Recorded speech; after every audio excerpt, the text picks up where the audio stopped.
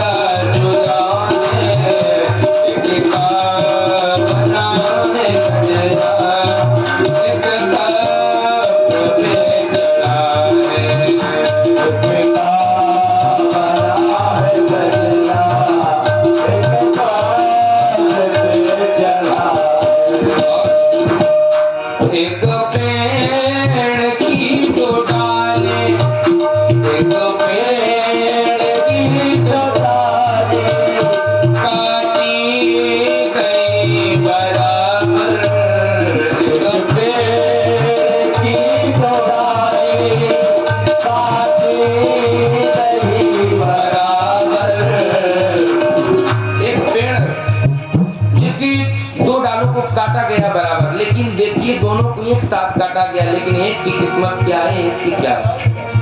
एक जल ही चिता में एक का बना महल,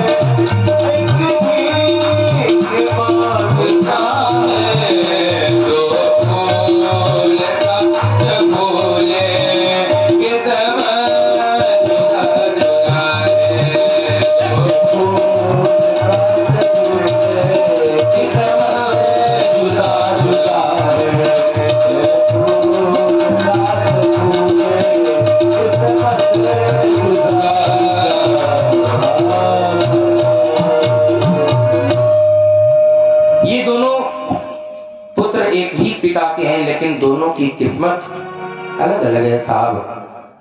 एक महलों में पाला जा रहा है और एक जंगल में पाला जा रहा है, कितना अंतर है दोनों में।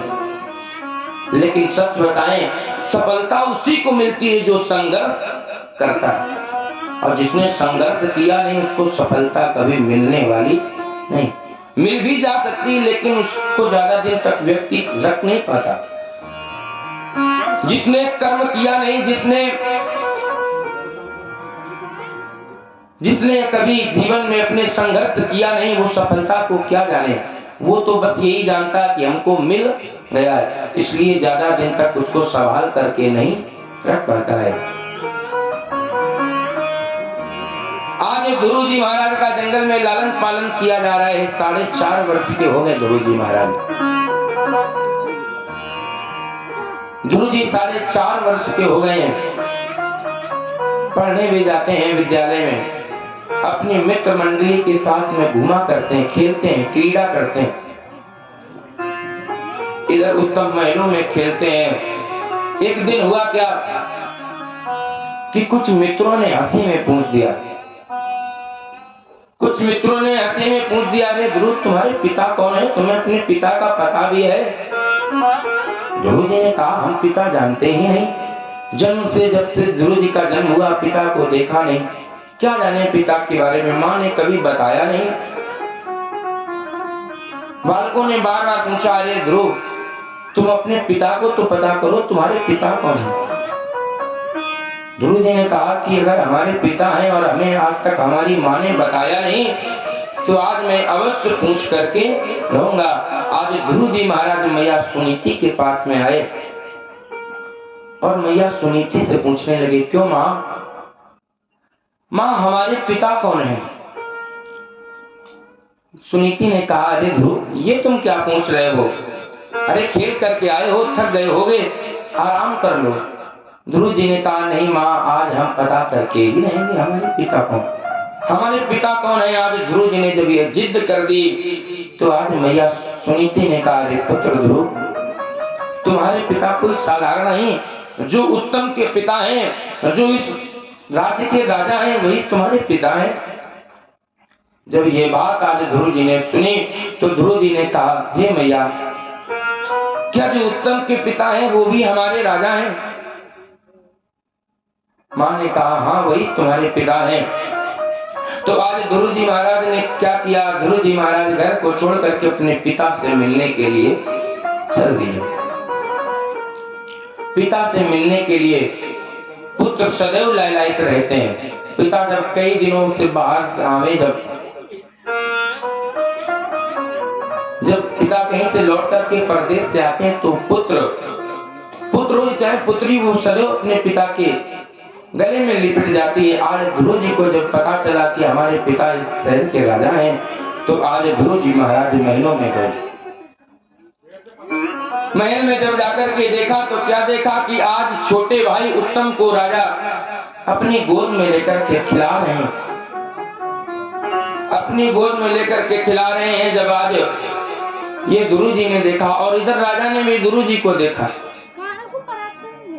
जब राजा ने आज ध्रुव जी को देखा तो कहा, हे पुत्र, आज उत्तम को गोदी से उतार दिया और ध्रुव जी महाराज को गोद में लेकर के खिलाने लगे। अपनी गोद में लेकर के आज ध्रुव जी महाराज को बहुत प्यार करने लगे।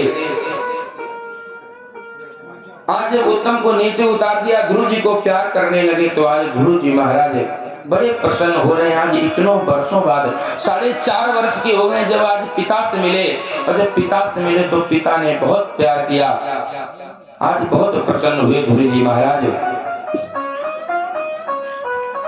इधर तब तक हुआ क्या कि आज सुनीति आई, सुरुचि आई, और सुरुचि ने देखा क्या कि हमारे पुत्र को उतार करके राजा ने ध्रुव को गोद में ले रखा, ध्रुव को गोद में ले रखा है। तो आज सुरुचि ने ध्रुव को हाथ पकड़ करके राजा की गोद से नीचे उतार दिया और कहा, अरे मूर्ख बालक, तुम कहां आ गए, तुम्हें पता भी है? अगर तुम्हें इतना ही शौक है राजमहल में रहने का, तो तुम एक काम करो, जाओ भगवान का भजन करो, और जब भगवान मिले तो उनसे तुम ये ना कहना कि हमें राजा के यहाँ जन्म हो दो, उनसे यही कहना कि हमें सुरुचि माँ के गर्भ से दो। जब तुम हमारे गर्भ से जन्म लेकर के आओगे तब तुम इस राज्य का राज हो पाओगे, ऐसा कहा। और आज सुनीति को भी अब शब्द कहने लगे कि तुम उस निपुति के पुत्र हो जाओ, तुम्हें इस गद्दी में बैठने का कोई अधिकार नहीं। ध्रुव जी महाराज को आज डांटा, फटकार लगाई। ध्रुव जी महाराज रोते हुए माँ के पास में आए। भैया, ध्रुव जी महाराज आके रोते हुए माँ के पास में आए। सुनीति के गले में लिपट करके ध्रुव जी महाराज रोने लगे।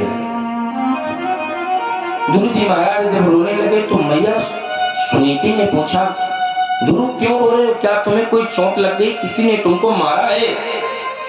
ध्रुव जी महाराज कुछ देर तो बोले ही नहीं पाए। ध्रुव जी महाराज का रोते रोते जो कंठ है ना, गला, ये रुड़ गया, बोल नहीं पाए। तब मित्रों ने कहा, अरे मैया, ध्रुव को तो छोटी रानी सुरुचि ने राजा के पास से उतार करके फटकार लगाई, अनेकों अपशब्द कहे, इसलिए ध्रुव रो रहे हैं।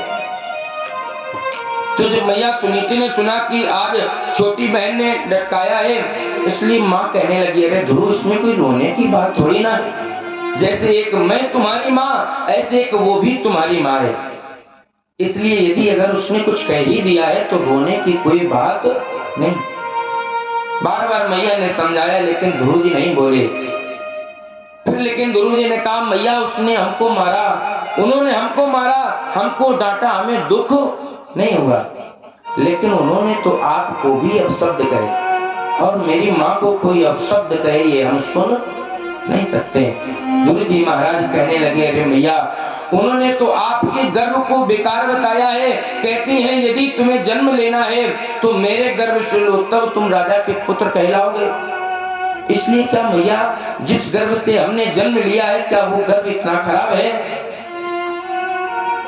फिर भी मैया सुनीति ने समझाने लगी, अरे पुत्र, रोने की बात नहीं, वो सच ही तो कह रही हैं कि यदि तुम्हें जन्म लेना है, राजा बनना है, तो भगवान का भजन करो, सच ही कह रहे हैं। ध्रुव जी महाराज सुनते रहे, लेकिन सच बताएं मैया सुनीति की, देखो नीति से चलती मैया सुनीति ने अपने बच्चे को कभी गलत शिक्षा नहीं दी। और कोई माता जी होती तो कहती लगती, अरे कैसे तुमको मारा, चलो हम चल करके फैसला करें। लेकिन आज मैया सुनीति ने अपने पुत्र को समझाया और कहा, हे पुत्र, वो भी तुम्हारी माँ है, इसलिए निवेदन कर दे, बच्चों को शिक्षा देने का कार्य माँ का ही होता है, क्योंकि बच्चे की प्रथम गुरु कौन है? माँ। इसलिए देखो भागवत में तो अनेकानेक कथाएं, लेकिन हमारा कहने का मतलब कथा सुनो, लेकिन कथा से कुछ ले करके अवश्य जाना चाहिए। प्रत्येक माँ अपने बच्चे को शिक्षा देती है, लेकिन जो माँ अपने बच्चे को शिक्षा नहीं देती, सत्कर्म नहीं सिखाती है, संस्कार नहीं सिखाती, उनके बालक स्वयं बिगड़ ही जाते हैं। कोई ऐसा बालक नहीं होगा कि जिसकी माँ ने जिसको संस्कार दिए हों वो कभी बिगड़ा हो। इसलिए अपने बच्चों को संस्कार अवश्य देना चाहिए, क्योंकि कहा जाता है बच्चे को सत शिक्षा देना उसकी उन्नति का कारण है, बेजा हद से ज्यादा दुलार, बेजा हद से ज्यादा दुलार बर्बादी का ही कारण है।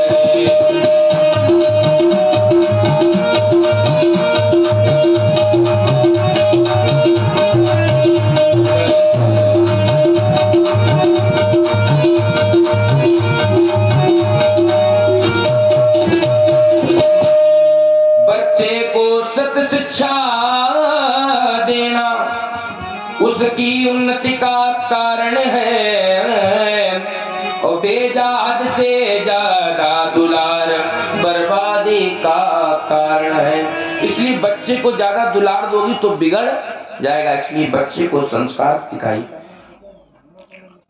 बच्चे को संस्कार सिखाइए। एक हम घटना बता दें, अभी 2-4 दिन की ही है। एक बूढ़ी माँ जिनके पुत्र ने उनको वृद्धाश्रम में भेज दिया, वृद्धाश्रम में माँ को जब भेज दिया तो माँ कई वर्षों तक रही, लेकिन अंत में उनका शरीर छूट गया। जो वृद्धाश्रम की देख रेख करते हैं उन्होंने बालक को फोन मिलाया कि तुम्हारी माँ का निधन हो गया है, आकर के अंतिम दर्शन कर लो। तो पुत्र ने क्या जवाब दिया? पुत्र कहता है कि माँ की मिट्टी को फ्रिज में रखवा दीजिए, 4 से 5 दिन लगेंगे तब आ पाएंगे। क्यों? क्योंकि घर में शादी का कार्य चल रहा है। इसलिए संस्कार दोगे तो बच्चे कहीं भी होंगे वो अवश्य आएंगे। इसलिए संस्कारों की कमी है। शिक्षा तो विद्यालय में मिल जाती है, लेकिन शिक्षा से काम बनने वाला नहीं। शिक्षा के साथ साथ संस्कार अवश्य देना चाहिए। आज मैया ने कहा कि सच ही कह रही है सुरुचि कि जाओ उन परमात्मा का भजन करो। क्यों? क्योंकि वे पिता के पिता नहीं। कौन? परमात्मा जो है वो एक पिता नहीं, वो तो पिता और पिता के भी पिता हैं। वो पिता के पिता नहीं, वो त्रिलोक के पिता कहलाते हैं। वे पिता बेपदा में विपदा में आकर लाज बचाते हैं। अगर भगवान को अपना पिता मान लोगे तो वो अवश्य आकर के संकट से दूर करेंगे।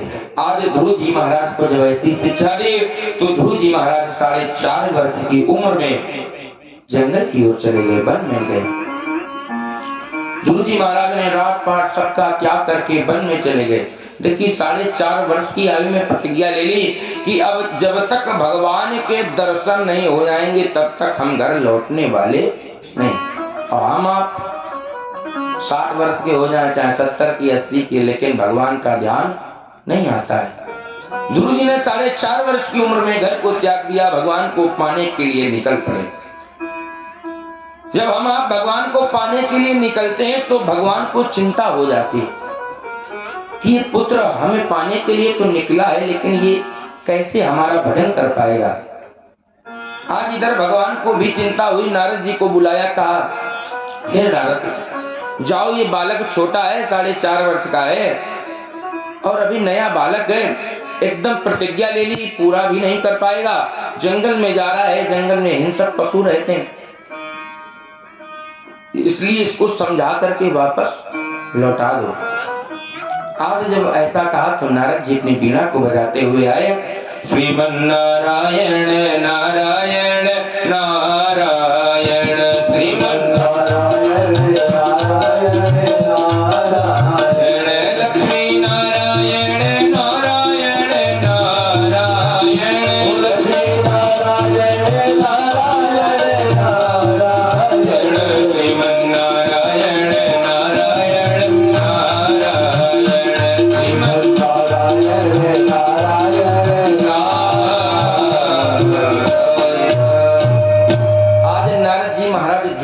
सामने खड़े हो गए। ध्रुव जी के सामने जब नारद जी महाराज खड़े हो गए तो ध्रुव जी ने आज नारद जी के चरणों में गिर करके प्रणाम किया।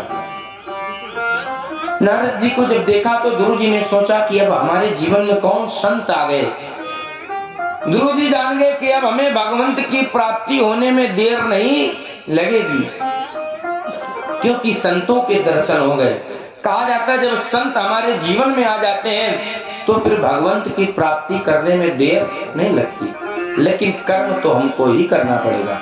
ऐसा नहीं कि संत आ गए और बस उनके ही सारे रहो, कुछ करना नहीं, तो करना आपको भी पड़ेगा। ध्रुव जी ने कहा कि आज नारद जी आए हैं तो प्रणाम किया। बड़े भाग जब जानिए जब मिलने आवे संत, और संतन को मिलनो करे सब कष्टन को अंत। हमारे जीवन में जो कष्ट होते ना, कष्ट, जब संतों का शरण मिल जाती है, जब संतों का सत्संग मिल जाता है, संतों के जब दर्शन हो जाते हैं तो सारे कष्टों का निवारण हो जाता है। लेकिन संत भी जब ही मिलते हैं जब भगवान की कृपा होती है। बिना भगवान की कृपा के संत भी मिलने वाले नहीं। यही बात विभीषण ने भी कही है।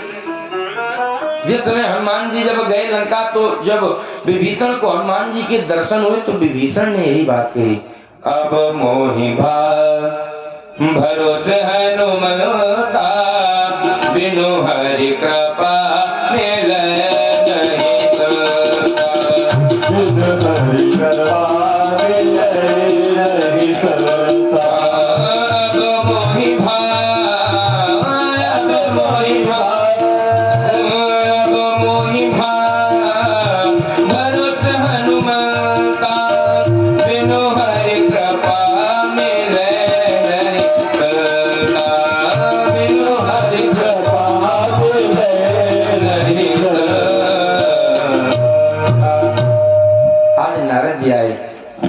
नारद जी महाराज ने ध्रुव को समझाया, अरे बालक तुम लौट जाओ, तुम्हारा जो राज है ना आधा हम दिला देंगे, आधा राज दिलाने की जिम्मेदारी हमारी। लेकिन ध्रुव जी महाराज ने कहा नहीं प्रभु, अब हमें राज्य की इच्छा नहीं, अब तो हमें परमात्मा की इच्छा है, अब तो हम भगवान को पाकर के रहेंगे। नारद जी ने बहुत समझाया, लेकिन जब देखा कि नहीं, बालक की जो प्रतिज्ञा है ये अटल प्रतिज्ञा, अब ये इससे पीछे हटने वाला नहीं, तो इसका कल्याण कैसे हो, इस बालक का कल्याण कैसे हो। तो नारद जी ने आज ध्रुव से कहा, ध्रुव भगवान को पाने से पहले, भजन करने से पहले तुम्हें गुरु बनाना चाहिए, क्योंकि गुरु के बिना कल्याण होने वाला नहीं। बिनु गुरु भव निधि तरह ना कोई, जब तक गुरु नहीं बनाओगे जब तक कल्याण नहीं, जब तक भगवान की प्राप्ति नहीं, इसलिए गुरु करना पड़ेगा। तो ध्रुव जी ने कहा, सरकार अब आ ही गए हो तो आपसे अच्छा कौन गुरु, इसलिए आप ही हमारे गुरु बन जाइए। तो ध्रुव जी महाराज को आज नारद जी ने द्वादशाक्षर मंत्र का मंत्र दिया, ओम नमो भगवते वासुदेवाय, इस मंत्र को दिया और कहा कि जाओ अब इस मंत्र का तुम जाप करना, और जब इस मंत्र को जपोगे तो भगवान अवश्य मिल जाएंगे। तच्चाच्छ भद्रं ते यमुनायास्तटं शुचे पुण्यं मधुवनं यत्र सानिध्यं नित्यदारे। आज ध्रुव जी महाराज को भेजा कहा, यमुना के किनारे, यमुना के किनारे मधुवन में जाकर के आज भगवान ध्रुव जी भगवान का भजन करने लगे। देखिए कैसा भजन किया, व्रत भी कोई साधारण नहीं लिया, इन्होंने व्रत लिया। तीरात्रांते कपित बदरासना,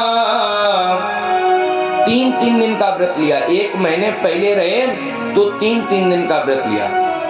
3 दिन के लिए अपने नेत्रों को बंद कर लेते हैं, भगवान का भजन करते हैं। जब 3 दिन हो जाते हैं तो आंखों को खोलते हैं और कैंथा और बेर खा करके व्रत को तोड़ लेते हैं।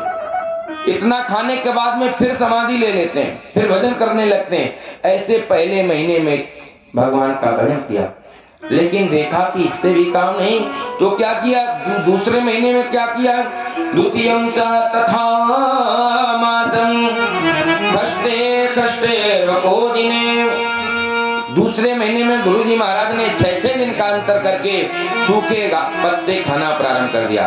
कहीं था बेर छोड़ दिया। अब तो 6 दिन बाद उठते हैं और सूखे पत्तों को खाते हैं, फिर उसके बाद में भजन कर लेते हैं। फिर भी जब भगवान नहीं मिले तो तीसरे महीने में क्या किया, नवमे हनी, अभी 6 दिन का था, अब तो 9 दिन का ध्रुव जी महाराज व्रत करने लगे।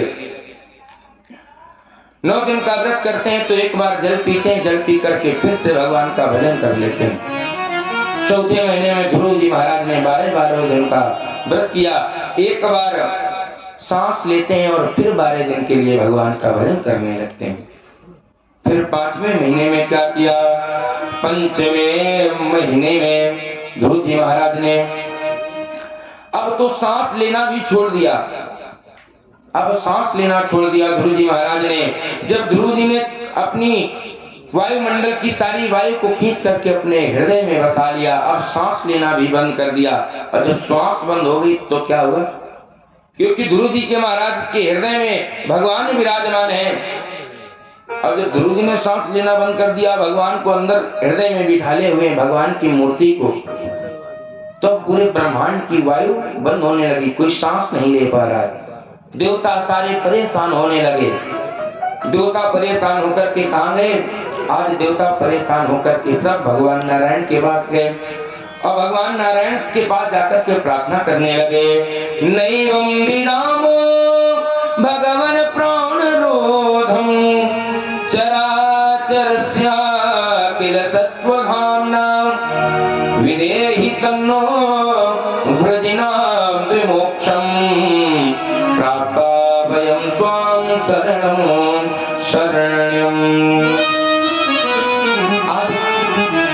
देवता भगवान नारायण के पास गए। भगवान नारायण से कहने लगे, प्रभु हमारी सबकी श्वासें बंद हो गई, क्या होगा, ऐसा क्या हुआ।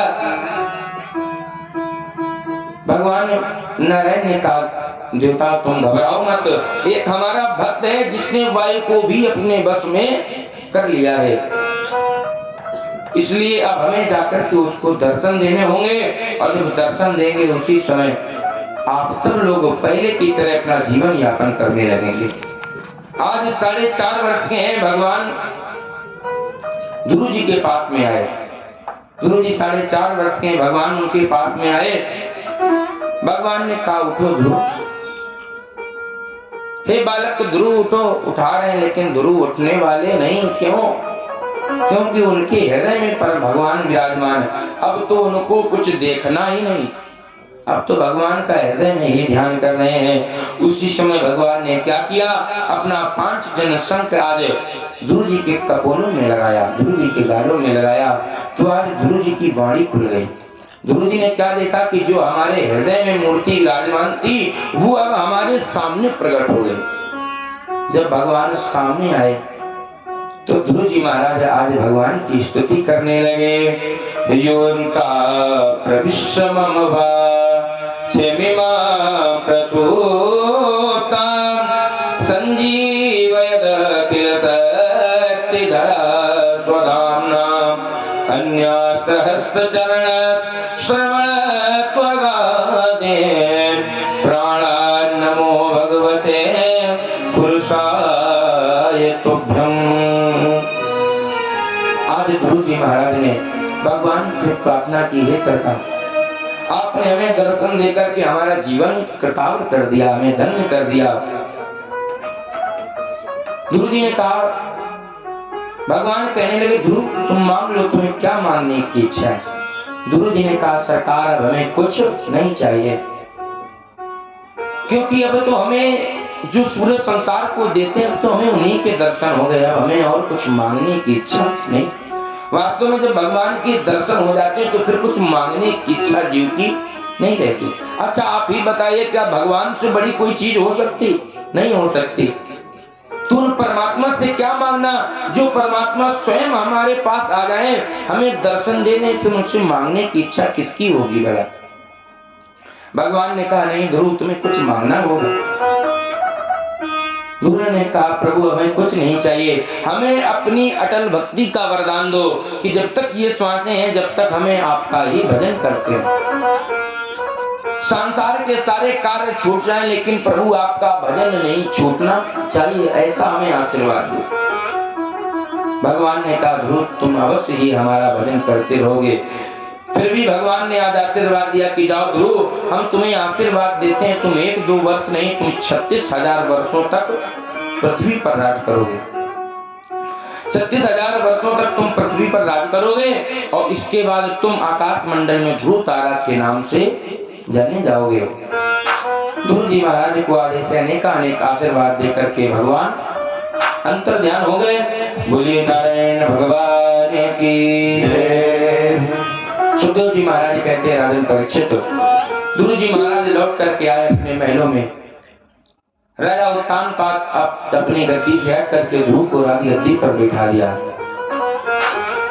और स्वयं भजन करने के लिए निकल गए कि देखो हमारा पुत्र जो 4.5 वर्ष का है उसने भगवान को पा लिया और हम आज तक भगवान को दर्शन न कर सके, इसलिए स्वयं भगवान का भजन करने के लिए उत्तानपाद जी निकल गए। ध्रुव को राजा बनाया। ध्रुव जी का विवाह प्रजापति सुषमार की पुत्री के साथ में हुआ, ब्रह्मी नाम था इनका। ध्रुव जी के यहाँ 2 पुत्र हुए, कल्प और उत्कल। ध्रुव जी के 2 पुत्र हुए। ध्रुव जी का वंश जो है बहुत आगे तक चला और जो इनकी रानी है छोटी रानी सुरुचि जिनका पुत्र था उत्तम, उत्तम ने क्या किया कि एक बार शिकार खेलते खेलते हिमालय पे गए और वहां जो यक्ष है ना, यक्षों के और उत्तम के बीच में युद्ध हुआ तो यक्षों ने क्या किया कि आज उत्तम को मार दिया। जब भाई का मरना ध्रुव जी ने सुना तो आज इनसे भी रहा नहीं गया। बंधु निधन सुन उपजा क्रोधा, आज अपने भाई का अपने भ्राता का जब निधन सुना तो ध्रुव जी को भी क्रोध आया। ध्रुव जी ने यक्षों का संहार करना प्रारंभ कर दिया, अनेकों यक्षों को मार दिया। फिर आगे आकर के ब्रह्मा जी ने ध्रुव जी को समझाया, रे पुत्र। मनु महाराज आए, मनु महाराज ने ध्रुव जी को समझाया, अलंगतातिरोषेण तमोद्वारेण पापमना अयेन पुण्या जनानेता नवधेत तुमनागसा। हे ध्रुव तुम इनको मारो नहीं, जो जैसा कर्म करता है उसको वैसी मृत्यु अवश्य मिलती है। इसलिए उत्तम ने कोई कार्य किया होगा जिससे यक्षों ने उनको मारा। ध्रुव जी को समझाया और आगे ध्रुव जी को समझा करके मनु महाराज चले गए।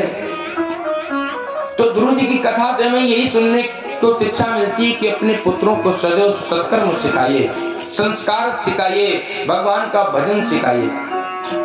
और जब आपका पुत्र भगवान का भजन करेगा तो आपका अवश्य नाम होगा। इस प्रकार से आज ध्रुव जी महाराज अनेकों वर्षों तक राज्य करते रहे। ध्रुव जी महाराज ने जब 36,000 वर्षों तक राज्य किया उसके बाद में भगवान के आकाश मंडल में जाकर के विराजमान हो गए। ध्रुव जी महाराज के बाद में इनके यहाँ एक राजा हुए, राजा अंग।